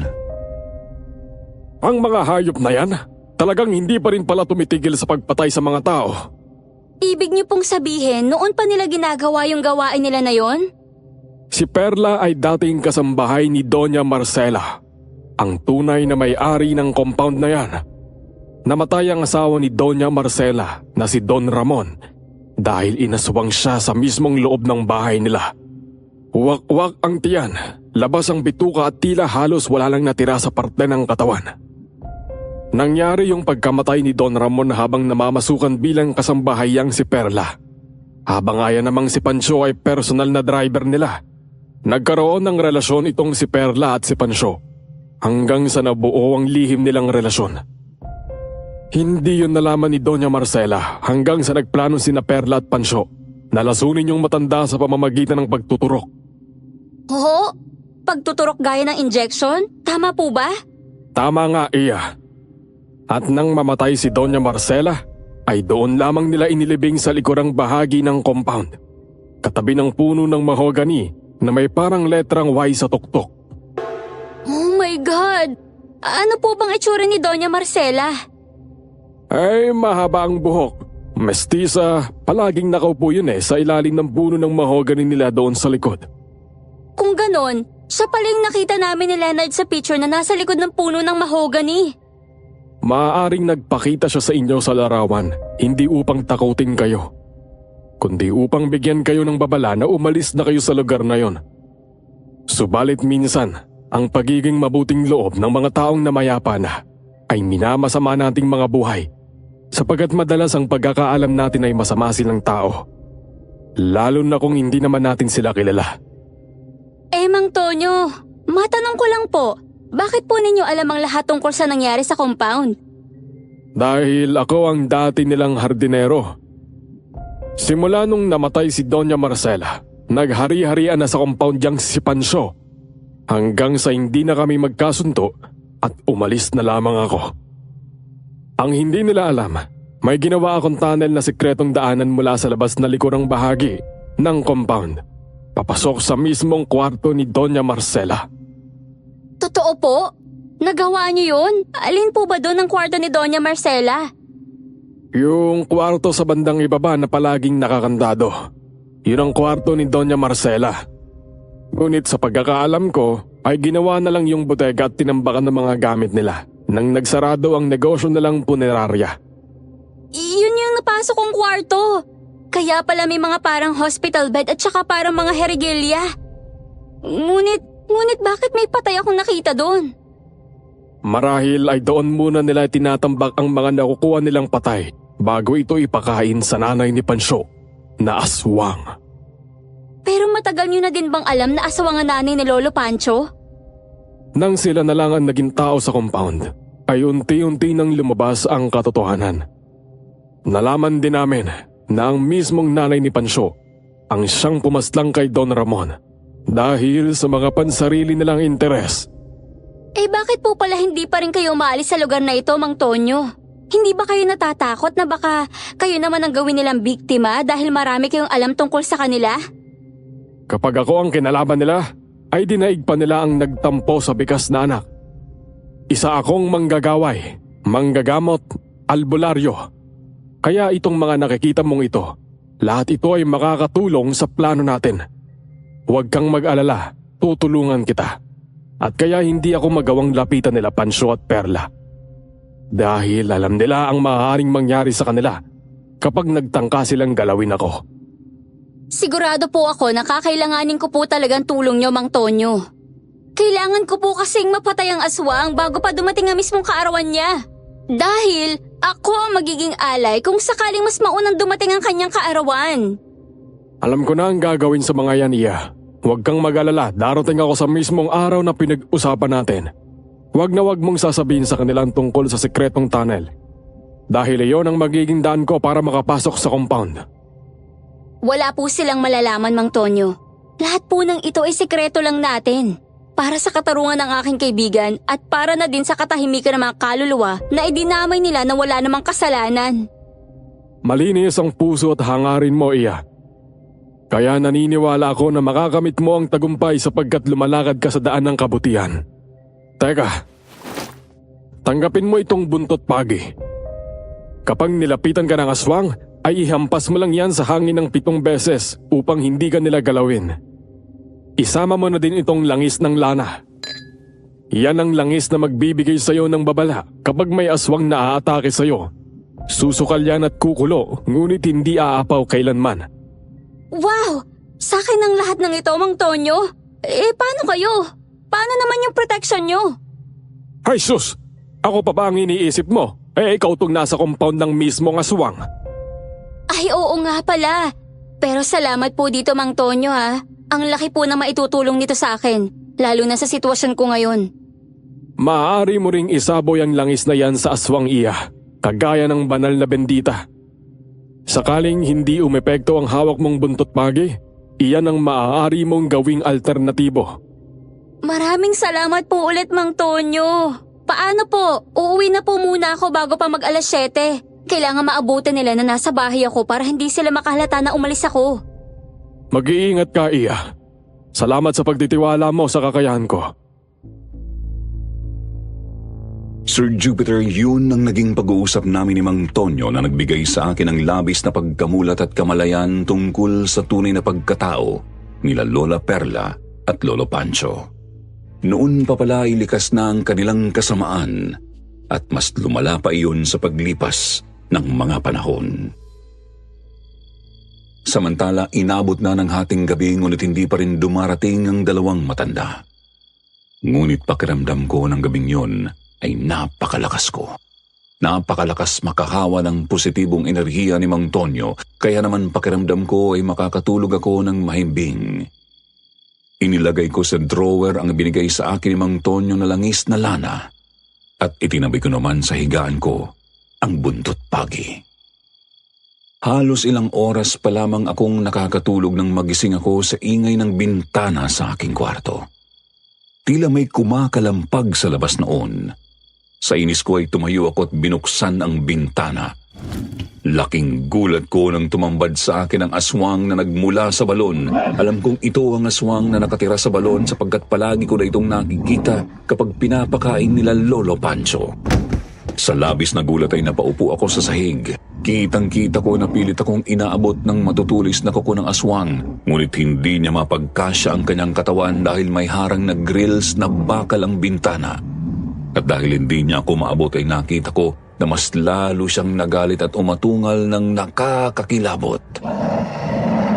Mabilis akong tumayo at kinuhang buntot pagi na ibinigay sa akin ni Mang Tonyo at sinilip ko sa drawer ang langis ng lana na nasa bote at nakita ko na walang tigil ang pagkulo noon.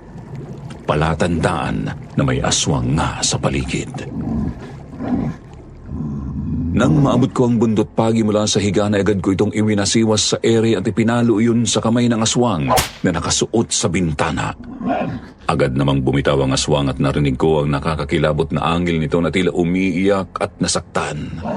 Kitang-kita ko din mula sa bintana kung paano ito bumagsak sa lupa at pagapang na dumiretso sa balon at pumasok doon.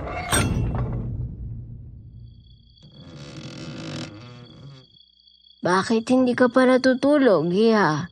Hindi ka ba makatulog? Paano kayo nakapasok sa kwarto ko? Ni wala man lang kayong pasabi? Kung inirerespeto niyo ako bilang bakasyonista sa compound na ito, sana ibigyan niyo din ako ng privacy. Hindi yung basta-basta na lang kayong papasok. Nakalimutan mo yatang isarado ang pintuan ng kwarto mo kaya nakapasok ako. Pasensya na. Nais lang namin ni Pancho na masiguro ang kaligtasan mo. Oo nga pala, hindi niyo ba alam? Bakit ngayon lang kayo? Nagugutom na yata yung alaga ninyong aswang at pati ako sabik ng kainin. Bakit? Hindi niyo ba nasabi sa kanya na ako ang handa para sa kaarawan niya at atat na siyang kainin ako? Kapag sumasapit ang hating gabi, hanggang sa ganap na ikatatlo ng madaling araw, hindi nakokontrol ng mga aswang ang kanilang sarili sa pagkagutom sa dugo at laman ng tao. Kaya kahit sino na lang, kinakain niya. Kahit sino? Kahit kayo? Oo, tama ka. Kahit kami ay maaari niyang kainin habang umiiral ang kanyang pagiging aswang. At huwag kang kumampante dahil mas gusto niya ang sariwa at pata. At huwag din kayo makampante, Lola Perla at Lolo Pancho. Kahit bata, pumapalag at lumalaban kapag nasasaktan. Tandaan nyo, mas malakas sa mga kagaya namin kumpara sa kagaya ninyo. Matalas ang tabas ng dila mo, babae. Tingnan lang natin kung may magawa yung talas ng dila mo sa araw nang kailangan mo nang ialay ang sarili mong katawan sa aking ina. Huwag kayong mag-alala, Lolo Pancho. At sabihin mo sa aswang na nanay mo, 2 araw na lang at makakakain na siya ng napakasarap na laman. At hindi lang isa, kundi 2 tao ang nakalaan para sa kanya. 2? Bakit? May iba ka pa bang kasama? Siyempre, dahil tumupad kayo sa kondisyon natin, may regalo ako sa kaarawan ng nanay mo. Baka kasi sabihin niyo masama akong tao. Hayaan niyong matuwa yung aswang na yan sa kaarawan niya. Huwag kayong mag-alala. Kagaya ko, isa ring sariwa ang regalo ko sa kanya. Kung ganon, ay magkakasundo tayo. Madali ka naman palang kausap. Kung wala na kayong ibang sasabihin, makakaalis na kayo. Kailangan ko nang magpahinga para manatili akong sariwa sa araw ng kaarawan ng aswang na nanay mo. Matulog ka ng mahimbing, Iha. Maiwan ka na namin at pakakainin pa namin si nanay ng hapunan niya ngayong gabi.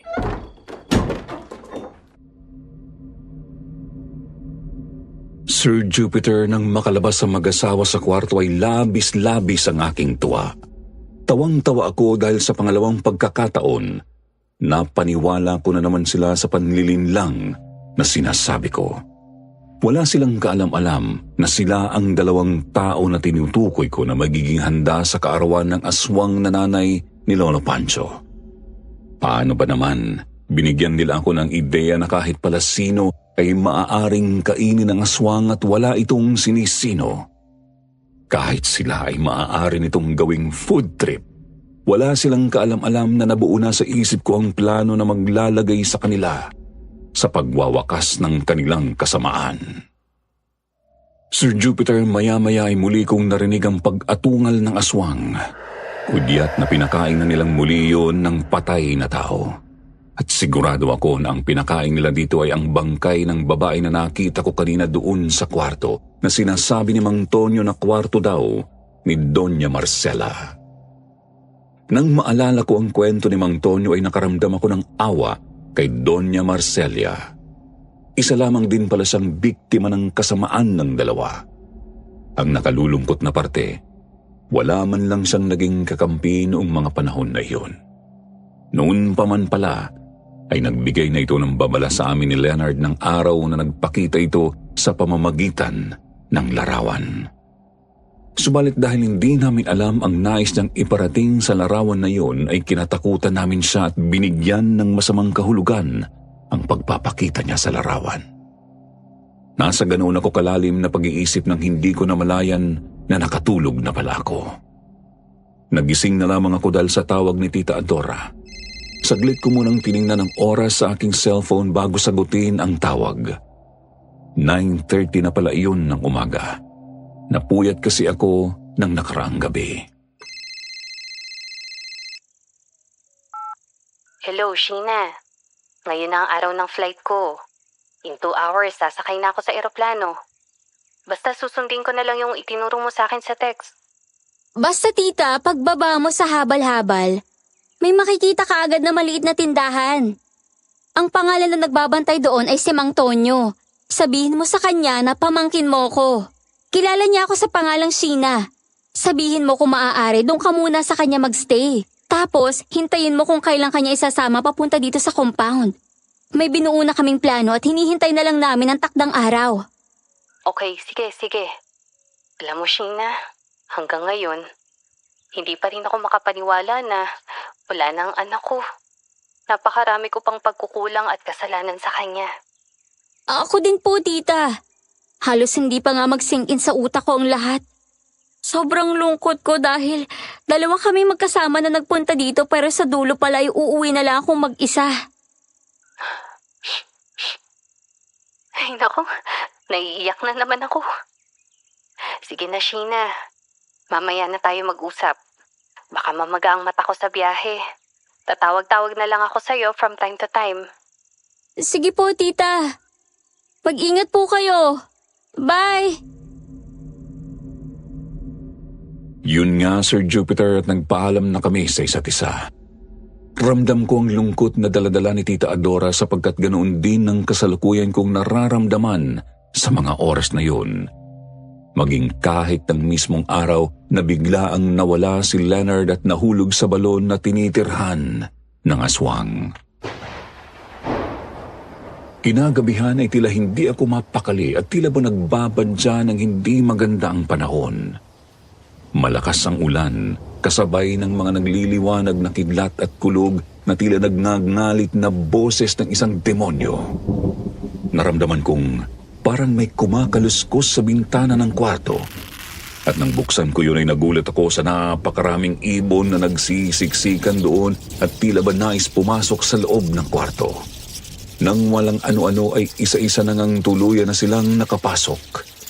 Nang nasa loob na ang mga yon ay nagkumpulan sila at nagsama-sama hanggang sa makabuo ng isang hugis tao na kulay itim at puro balahibo. Sa takot ko ay napatakbo ako sa sulok ng kwarto at hindi ako makasigaw dahil parang walang boses na lumalabas sa bibig ko. Nang makita kong unti-unti nang lumalakad ng dahan-dahan ang itim na tao ay nag-alangan akong kumilos. Hindi ko alam kung saang parte ng kwarto ako magtatago. Nang maalala ko ang sinabi ni Lolo na maaari ko ding gamitin bilang bendita ang langis ng lana, ay pilit kong inabot ang drawer kung saan nakalagay yun. Ngunit nang maabot ko yun ay bumagsak ang drawer sa sahig at gumulong ang bote malapit sa paanan ng itim na tao. Nang akmang aabutin ko yun ay inapakan ng itim na tao ang kamay ko upang hindi ko maabot ang bote. Tanaw-tanaw ko ang paggulo ng laman ng bote at ayaw tumigil ng paggalaw noon sa loob. Nang makabuelo ay sinipa ko ang aking paa upang sipain ang lampshade at natumba iyon sa taong itim, kaya naialis niya ang kanyang paa sa aking kamay. Mabilis kong inabot ang bote at ipinukpok ang ulo noon sa kanto ng kama upang mabasag. At nang mabasag ang ulo ng bote ay tamang-tama naman na susugurin ako ng itim na tao, sabay ubod lakas na ibinuhos ko sa kanyang langis ng lana at sa isang iglap lang ay nasunog ito at naging abo na kulay itim. Hingal na hingal akong umupo mula sa pagkakagapang sa sahig. Hindi ako makapaniwala na nangyayari ang lahat ng iyon sa akin. Nakita ko na nalaglag sa sahig ang aking cellphone, ngunit dahil sa labis na pagod ko ay hindi ko na pinag-aksayahan pa ng pansin para damputin yon. Pasandal akong naupo sa gilid ng kama at napapaisip. Kung kasama ko lang sana si Leonard ay hindi niya papayagan na mangyari ito. Kung sana ay buhay pa siya, may kasama sana akong lumaban sa ganitong pagkakataon. Sa pagod ay nakatulog ako at nagising na lamang dahil sa isang katok. Sheena, buksan mo itong pintuan. Kailangan mo nang kumain. Kumain ka ng kumain at ihanda mo na ang iyong sarili para bukas. Kung hindi lang din naman pagkain ng tao yung dala ninyo, ay mas mabuti pang itapon nyo na lang yan. Dahil kung hindi, ako na mismo magtatapon yan. Lechon manok, sisling pusit at buttered shrimp. Ito ang mga pagkain na nais mong kainin, di ba? Mabuti naman kung ganon. Iwanan nyo na lang yan sa lamesa at kakainin ko din yan maya-maya. Baka nakakalimutan mo. Ipapaalala ko lang sa'yo. Bukas na ang kaarawan ng ina ni Pancho. Mabuti na yung ngayon pa lang ay nakahanda ka na. Huwag kayong mag-alala. Nakahanda na ako. Nakahanda na kami. Kayo ba? Nakahanda na? Teka, nasaan ba yung sinasabi mo sa amin na kasama mo? Kalma lang kayo. Bukas siya darating. Sa mismong gabi ng kaarawan ng aswang ng nanay ng asawa mo. Mabuti kung ganon. Tiyak na matutuwa at mabubusog ang nanay ni Pancho bukas. Oo naman. Busog na busog. Gising ka na pala, Iha. Nais ko lang ipaalam sa'yo na bukas na ng gabi ang pagdiriwang para sa karawan ni nanay. Kaya huwag kang magtatangkang tumakas. Kung ayaw mong masundan ka namin at madamay ang buong pamilya mo. Hindi nyo na ako kailangan pagbantaan at hindi nyo na din kailangan pang idamay ang pamilya ko dito. Dahil buong puso akong pumapayag na maging alay ng inyong aswang na nanay. Mabuti kung ganoon. Nasa na nga pala yung sinasabi mong kasama mong alay? Paulit-ulit kayo. Para kayong mga sirang plaka. Doon na nga muna kayo nang makakain na ako. Alalahanin nyo, bawal akong magutom. O siya, sige. Ay, iwan ka na muna namin. Halika na nga, Perla. Ikaw kasi istorbo ka dyan eh. Bakit ako? Ikaw itong singit na singit dyan sa usapan namin. Sir Jupiter, tila naging kengkoy ang dating ng dalawang mag-asawa. Paano ba naman kasi paniwalang-paniwala sila Nag-game na game ako para maging alay sa kanilang nanay na aswang. Ano ako, hilo? Ang hindi nila alam, nakahanda na ang lahat ng plano namin ni Mang Tonyo at Tita Adora. Ang araw na dating ni Tita Adora sa bahay ni Mang Tonyo ay eksaktong araw ng kaarawan ng nanay ni Lolo Pancho. At dahil nga sa gabi pa naman ng pagdiriwang ay saktong-sakto ang plano namin. Samantala, nang makaalis ang dalawang matanda ay nilantakan ko ang mga masasarap na pagkain na inihain nila sa akin. Ang tatanga talaga nila, no, Sir Jupiter. Napakadaling paniwalain. Halos katatapos ko lang kumain ng sandamakmak na pagkain na inihain sa akin nang marinig kong tumunog ang aking cellphone.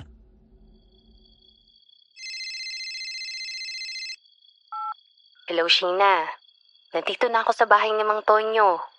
Nakakatakot pala dito. Ang daming santo sa loob ng bahay at kung ano-ano pang mga ribulto.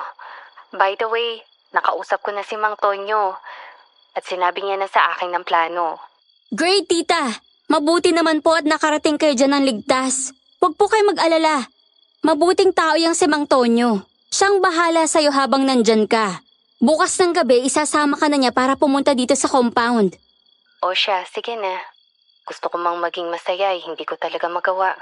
Nalulungkot pa rin ako sa biglang pagkawala ng aking anak.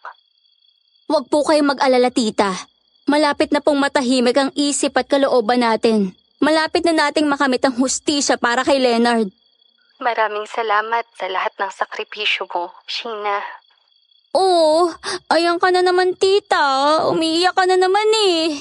Sige na po, magpahinga ka po muna para bukas may lakas ka sa mga maaaring mangyari. Sige, Iha. Maraming salamat ulit. Bye na muna. Sir Jupiter, lahat ay nakahanda na sa panig namin ni Mang Tonyo. Nang sumapit ang ganap na 6:00 ng hapon ay nakita ko na bihis na sila Lolo Pancho at Lolo Perla. Samantalang ang paligid naman ng balon ay inayusan pa nila ng katakot-takot na magagandang bulaklak at halaman. Mahilig daw kasi sa mga bulaklak ang nanay na iyon ni Lolo Pancho. Sa totoo lang, Sir Jupiter, bagamat kinakabahan ako sa maaaring mangyari ay labis akong natatawa sapagkat nakikita ko na kung paano sila magiging hapunan ng mismong nanay nila mamayang gabi. Ganap na 10:00 ng gabi. Habang abala ang dalawang matanda sa tabi ng balon ay palihim akong nagpunta sa baba at pumasok sa kwarto ni Doña Marcela. Pagkatapos doon ay inilak ko iyon sa loob. Maya-maya ay nakita kong tila umaangat ang isang parte ng sahig ng kwarto at mula sa tila butas noon sa ilalim, nakita kong inilabas noon si Tita Adora. Doon sila dumaan sa tunnel na ginawa ni Mang Tonyo maraming taon na ang nakakalipas. Napayakap pa siya sa akin nang makita ako at napaiyak. Kasunod naman na lumabas doon ay si Mang Tonyo. Punong-puno ito ng mga borloloy sa katawan at may dalang mga dahon na hindi ko na alam kung ano ang tawag. Magmadali tayo. Paglipas ng hating gabi ay tapos na ang kaarawan niya. Bago ka pa nila maisipang ialay, ay kailangan na natin sila maunahan.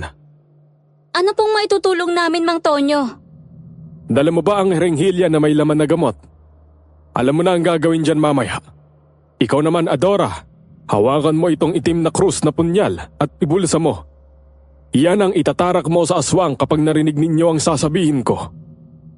Hawakan mo itong bendita, Sheena. Ibubuhos mo yan kaagad mamaya sa kanilang lahat kapag sama-sama na sila sa balon.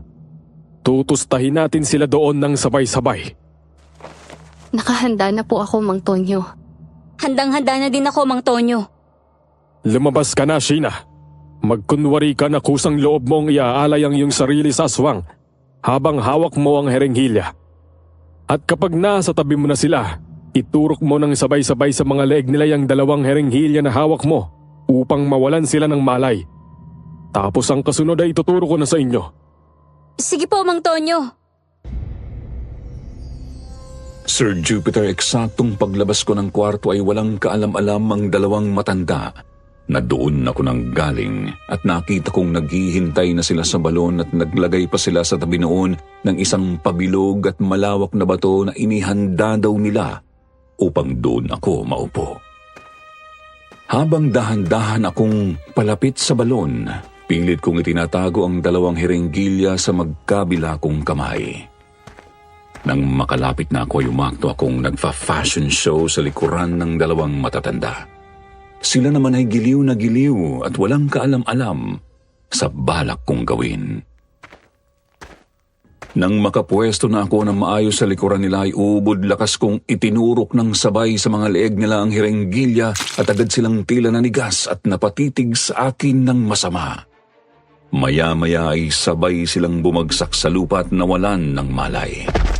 Ang pagsigaw ko ang naging hudyat ng paglabas nila Mang Tonyo at Tita Adora. Lumabas ka dyan sa lungga mo, Adelfa! Magtos tayo ng patas!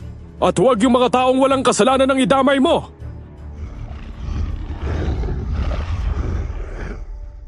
Matapos yun banggitin ni Mang Tonyo ay kitang-kita ko kung paano kusang lumabas sa balon ng aswang na Adelfa pala ang pangalan.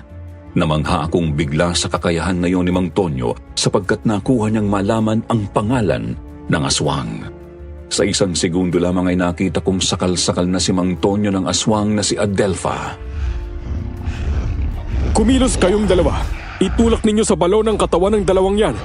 Ihulog nyo sila doon at buhusan mo kaagad ng bendita, Sheena. Mabilis ang naging pagkilos namin at agad na inihulog ang walang malay na katawan ng 2 matanda at binuhusan ko yun agad ng bendita.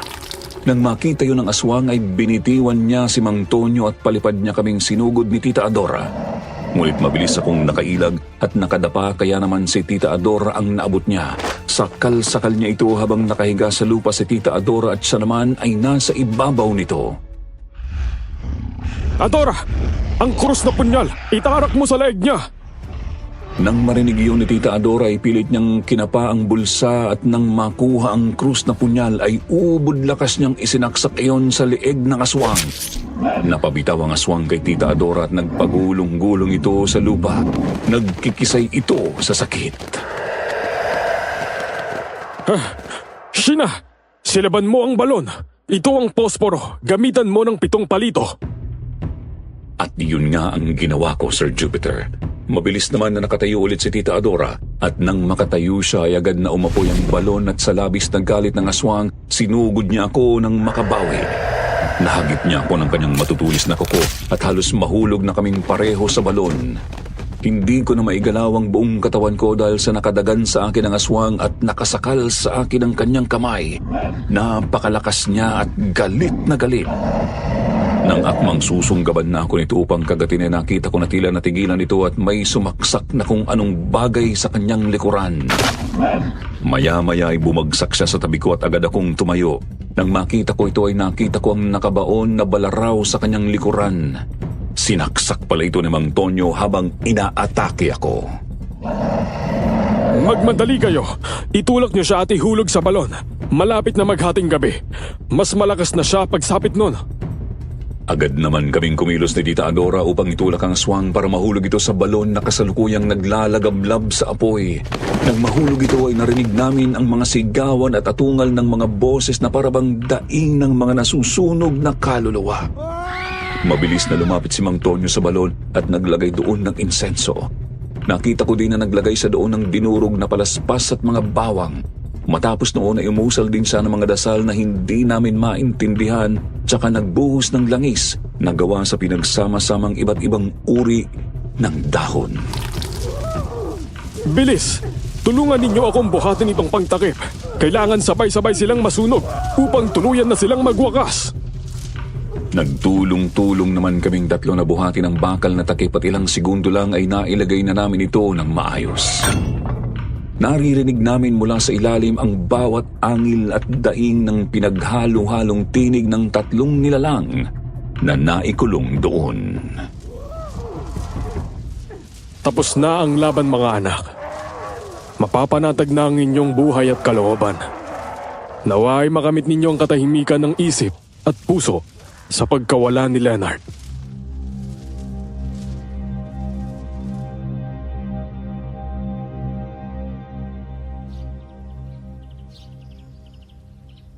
Huwag mong sisihin ang sarili mo, Sheena. Sa kahit saang anggulo at dahilan, wala kang kasalanan. Ako ang dapat sisihin sa lahat na nangyaring ito sa anak ko.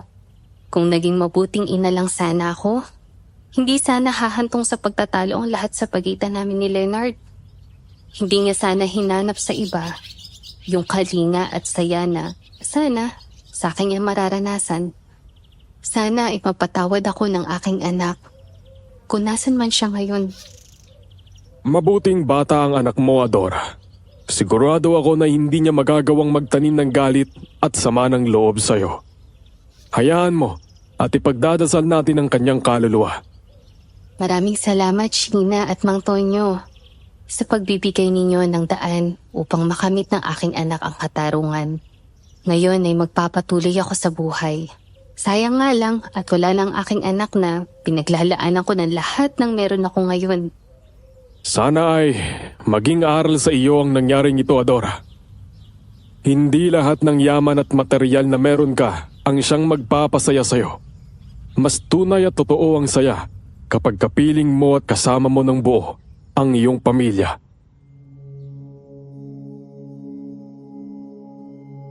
Sir Jupiter, nagtapos sa madamdaming iyakan ang tagpong iyon. Nagalay din kami ng taimtim na dasal sa balon para kay Leonard.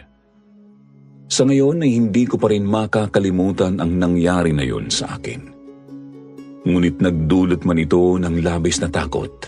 Nagbigay naman ito ng aral at tunay na pagkatuto hindi lang sa akin, kasama na din ng mga taong naroon nang nangyari ang karanasan ko na iyon. At para naman kay Leonard, kung nasaan ka man ngayon, alam kong masaya ka na dyan sa kinalalagyan mo.